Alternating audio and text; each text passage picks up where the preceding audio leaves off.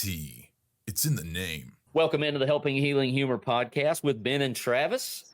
We're going to talk with some dodgeball legends today and also talk a little bit about St. Jude and the impact it has for wonderful people around the world. We're going to get to that conversation right after these important messages. We are very thankful for Challenge Youth Conference continued support of this podcast and their partnership in raising funds for St. Jude through the Staying Alive Dodgeball Tournament. The purpose of Challenge Youth Conference is to meet the needs of our church teenagers who are growing up in a society that is often indifferent to living a life for Christ. CYC's mission is to present a program utilizing solid and sound scriptural emphasis. Our vision is to maintain a positive program which empowers our teenagers with sound teaching that challenges and encourages them to live their lives for Christ. You can email info@cyconline.com or go to cyconline.com to learn more information. We hope to see you there. I'm Travis Creasy. That's all pro counselor with 3-Chord Counseling there in Muscle Shoals, Alabama. Ben Hayes, how you doing?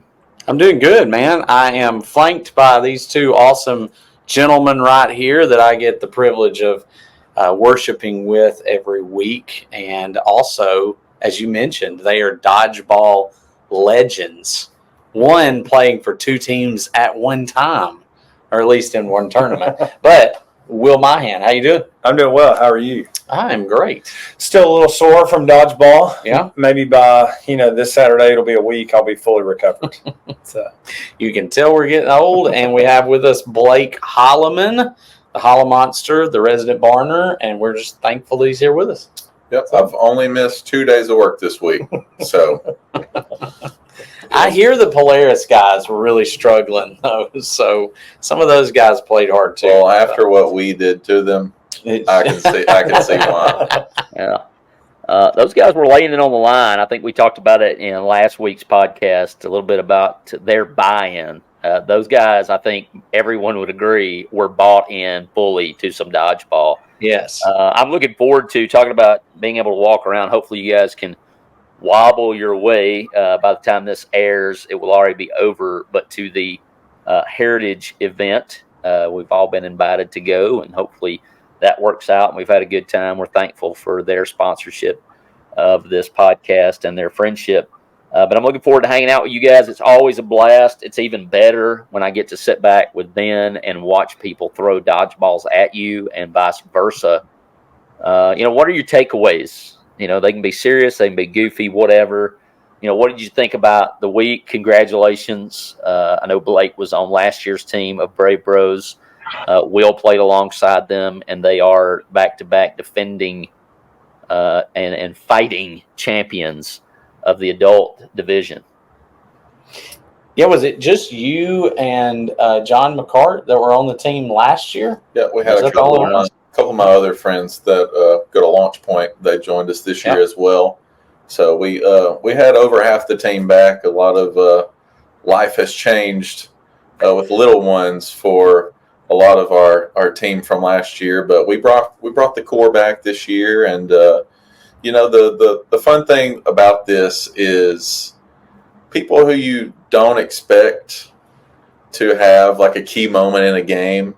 Man, it's that sneaky athleticism that comes out, and that's what I like seeing. It's like look over and someone snags one out of the air, then totally revives your team from bringing back someone who was gotten out earlier. So that's probably the most fun part for me this year. Yeah, those catches can really turn the game around. It's crazy how quick. I'm making the highlight reel, and I think it was the year of the catch. It was nuts. Like you said, there were tons of games turned over. There's a 4-1 advantage. Somebody catches a ball, and it's like that team goes on to win. It was insane the amount of catches that were made this year. Well, that's because of how many throws that Bransley had. That guy caught. He does probably hold a world record. You should check into that, Ben. We have video footage. I started to pull Will aside and go, you need to tell Bransley to stop throwing the ball. But I love Bransley. How mean can you be, one, to your preacher's kid, one of your good friend's kid, to a youth group kid. At one point, I was like, Brandon's like, hey, if you throw it at their feet or if you just roll it, like it'll mess them up. And then, she was like, no, I got it. I was like, you got it. You can do it. And I may or may not have called her out over the loudspeaker a time or two for her arm. But anyway, maybe she can get on the weights a little bit this year. And, if I didn't know better, Ben, I would think watching the video that the Brave Bros got together and practiced this year. But I know better than that. But, I mean, there was just – you guys were, like, in sync, like, figure eighting in and out and, like, weaving and, like, catching the ball. And then, of course, Blake had the celebration ready to roll.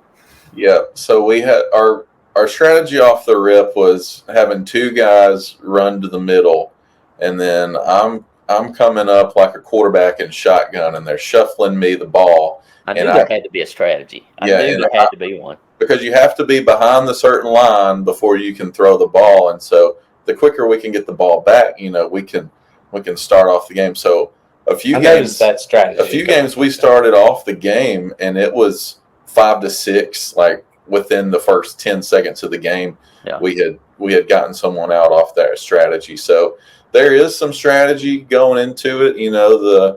The older guys have a little strategy versus some of the youth group teams that we faced.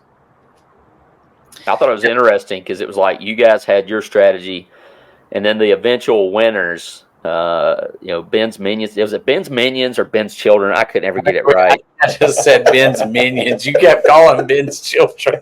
That's what I think one of them yelled that at me. Like one of their team members is Ben's Children. And I was like, okay, that's better than ripping off Travis's Minions, you bunch of goons. But anyway, theirs was just like the blitzkrieg. It was like they threw the balls back, but like I don't even think they were thinking about where they were throwing it. It was just like throw as many as we can. And, of course, it ended up working out for them, but it was wild. And then, Blake, you had, I think it was in the championship, you had that one throw towards the pin that they had blocked up, but it rolled between their feet and knocked their pin over. It was probably the slowest roll for a pin. But it's like when you watch it on the video and it's in the highlight reel, you'll just be like, no, don't want to have to. And it just knocks it over.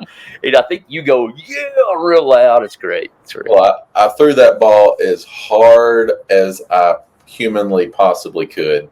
And luckily we had a cross-country runner standing there. So his legs were not, the strongest. So, I was lucky to get through there. And I was, like I was saying earlier, I can't just play a game at half speed. I'm either going to give you 150% or I'm staying on the sideline. So, yeah, I got a little amped up after that. Well, I remember seeing that live, and I couldn't remember if it was the ball that actually hit the pin or if it was his hands, because it was like his hands moved back with the throw, probably because you put everything into it. But his hands kind of moved back with it, so I didn't know which one actually knocked it over. So either way, it counted, so it's all good. Will, what'd you see out there, man? Man, for me, the Polaris guys, it was an adult team that they all work for Polaris, and Josh, one of our other St. Jude guys, works there. So you got them all going. And when they were playing, one of their guys, he was kind of a heavier set guy, just a bigger guy. He just does like a full Superman dive. Yes. And catches the ball, and they all go nuts. And one of them turned around to me and he goes, man, isn't it fun to just never grow up? And I was just like, I mean, that's it. It's just, yeah. That's the motto for the weekend right there. Oh, yeah. The sheer amount of fun of just hitting each other with foam dodgeballs. It was just a lot of fun. I love talking trash to the teenage boys that ended up winning it all, and they're giving it right back. It was just good, good fellowship. And it's cool what you can do when people come together to support something as cool as St. Jude. And when everybody has common goal, there's just a lot of cool things, and even friendships and things that develop from people that I would have never probably met in my entire life that live within 20 minutes of my house. But because we've got a common goal, it creates a special bond. So it's just a fun weekend. I really wanted to give I was tempted to give MVP to that guy from Polaris. I mean, he made some plays, like he dove and did like a somersault on the sideline. Kenya said she saw him dive into the bleachers one time, like actually dove into the bleachers. And so she said we missed that because we were doing something else at the time, but it was crazy. So he gave everything. But I think that to Will's point kind of is my takeaway of how much fun the weekend was, even for people who came and watched it. And we didn't have a ton of people who were just randomly there, but we had a few that showed up. A couple of the ladies from school were really disappointed they couldn't rally some other ones to play, and they're like, we're playing next year, so that'll be entertaining and fun. But they were just excited. They love it. Like Brittany's our nurse at school, and I said, hey, can you be here with just some stuff in case we need something? And so she's like, yes, I love it. It's always fun. So she came, and we raised a ton of money. We had the Polaris guys brought their wives, and they were going crazy too. I mean, like they were over there, even when it wasn't them playing, they would get excited about big plays if somebody caught one, or if you have one of those big turnarounds. And I think they were like the fans of the game because they were in it, like at the mid court line, and they were pumped up the whole time. Well, I think you've got to, if we did some superlatives, like you're saying, the fans of the game, I think you got to go with Blake and McCart on the intros. Blake probably on the celebration. We might could give McCart the intro, Blake the celebration. The guy that you're talking about, I wish we'd have got his name. I mean, he could be in the WWE because he sold stuff like it was the greatest thing that ever happened. He had a black eye when he left. Yeah, he got hit with one. I don't know if it's the same guy, but there's one, and it's perfect. I mean, it's on the highlight reel. Dude gets hit in the face, and he does like this ballerina type turnaround, like it was the hardest thing he's ever been hit with in his life. And it was just like, there are professional wrestlers getting paid big money that can't sell like that dude sold that hit. Like it just devastated his life. And it was just great. And like you said, speak to the teenagers. We all have our that fire in us to compete, but for them to see people, that are willing to kind of get in there and sell out and be goofy and have a good time. And that just goes back to our run, Ben and Will. When we run down the avenue there and those kids are lining the streets, cheering it on. I mean, you can't oversell the boost in the arm. For them, the boost in the arm you're talking about for us on Dodgeball weekend, to see the community pour out. It was just bigger and even better than last year, which I didn't know if that was possible. Mars Hill letting us use the bigger gym. I loved it in there. We had the screen, the clock. I think next year, if it's as sunny as it was, I think we can cut the lights out and let the disco lights kind of shine a little bit more next year. But you got Caleb Sampson, just people who are pouring out. And the whole point is to help these kids, these families that are literally probably in the worst moment of their lives. And I think it's awesome that God can take even those things like that maybe we question or we don't know why they happen and whatever. But we can take it and go, this is a way to shine the light of God and be goofballs for 3 hours on a Saturday and raise money, which I think we're close. I think we're in the 4,000 range total for the week.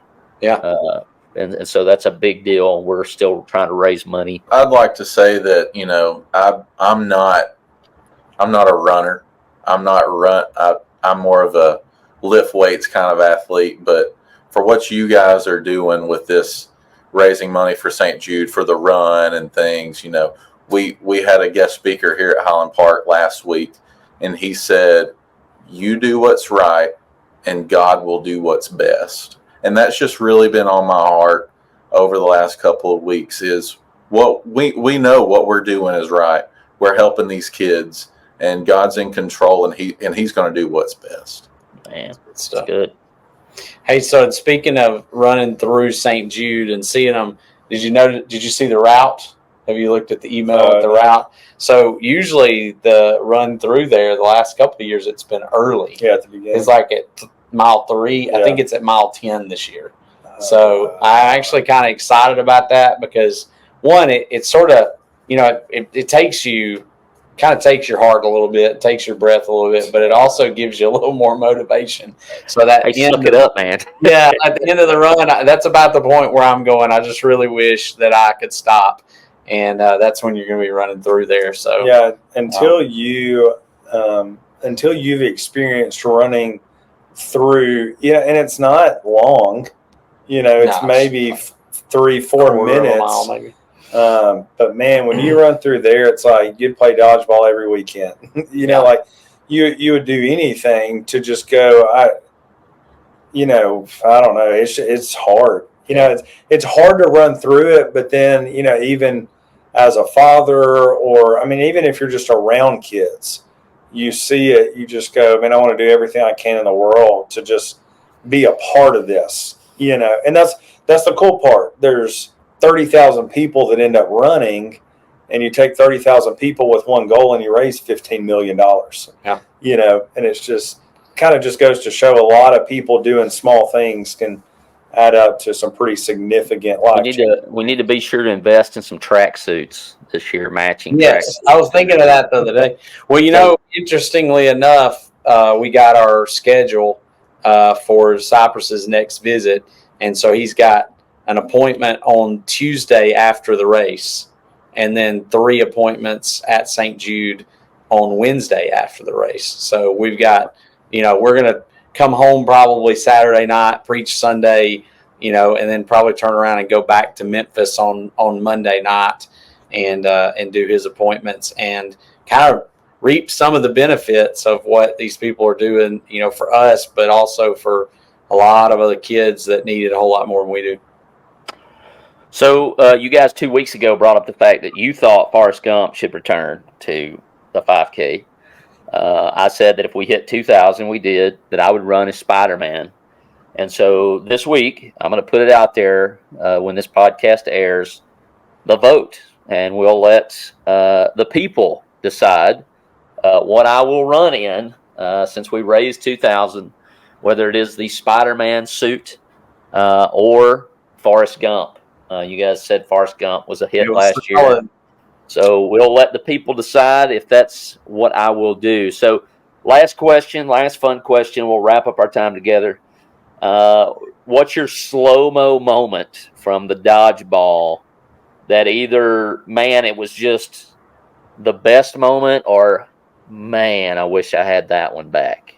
Things would have been different. Mine was probably, on the game from the 90s, the NBA Jam, where your player would go on fire.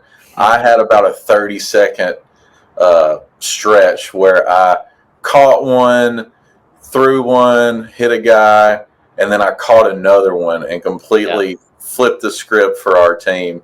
And that's when I hit all of the youth group guys from Highland Park with the bow and arrow, the relentless shots. And so that was probably my favorite part as far as from the actual gameplay of the dodgeball this weekend. Mine was just the graciousness of the Woodlawn boys, because I think it was when I was playing with the Defenders of Equal Rights. I had kind of same thing that happened with Blake. I got a kid out, caught one, got another kid out, and I think I caught another one. But in the middle of it, my glasses fell off. And once I got my glasses back on, there were 3 teenage boys standing at half court ready to go. And I was just like, please let me put my glasses on. And they so graciously, it's like I'd had my highlight reel. And then if that was the Highland Park boys, do you think they would have given you that grace? No chance. But I had my highlight reel and got brought back, to reality real quick, because I think Bransley came in and she just threw one up and they caught it and brought it. They brought another teenage guy in, and when I got my glasses on, it wasn't very pretty. A preview of why I played second base in high school. So the other, I guess it would be the guy from Polaris. I think that one catch that he made that was like diving and fumbling and tumbling and still somehow managed to catch it. Or maybe runner up to that was was Ben Brederick's catch as he fell goodness. backwards, Yeah. and it hits him here, and it's like he pins it under his arm and falls to the ground with it and never lets go of it. Yeah. Just kind of rolls onto his back. It was pretty impressive too. I bet he felt that. What do you think? Over under? You think he Probably. felt that a couple of days later? Is he that age yet? I don't know. Getting I know I'd have felt it. Well, guys, I appreciate your time here on a Wednesday night. Been talking a little football, talking a little dodgeball, all serious things. But I appreciate your help. Both of you helped us pull off the weekend. And, of course, we thank your families for letting us borrow you. And but we'll talk at everybody next week.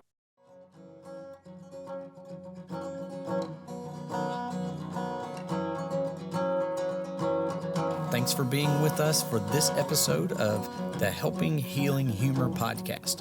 Be sure to download our free ebook, 28 Days of Focused Living, at benandtravis.com and receive all of our Helping Healing and Humor extra content directly in your inbox. We look forward to having you join us at the same Ben and Travis time, same Ben and Travis channel.